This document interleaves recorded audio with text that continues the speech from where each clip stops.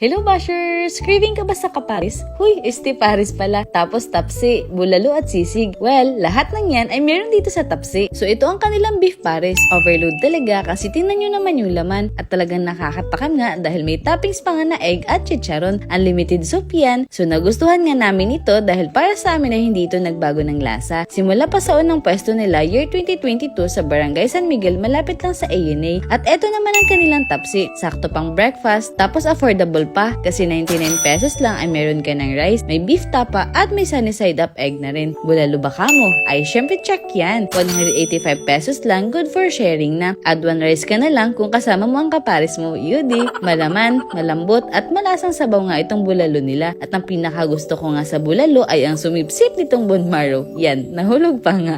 Natatakam ka na ba? Wait, may sisig pa. May kasama rin nga itong one rice at natatakam na rin talaga ako kasi sinerve ito sa amin ng kumukulo pa. At guys, if you want iced coffee naman ay meron na rin sila. Gusto ko rin to kasi kahit tunaw na yung ice ay hindi nawala yung coffee taste niya. So ilan lang yan sa mga binabalik-balikan dito sa Tapsi. Kaya talagang matao rin sila. Ang dami nyo pang pwedeng pagpilian once na mag-dine in kayo dito. Tapsi is located dito sa Barangay Santa Monica sa harap lang mismo ng Santa Monica High School at sa gilid lang ng Catholic Church along Sampaloc Road yan. So ayan, dayuhin nyo na. Salamat sa panonood. Yun lang. Bye!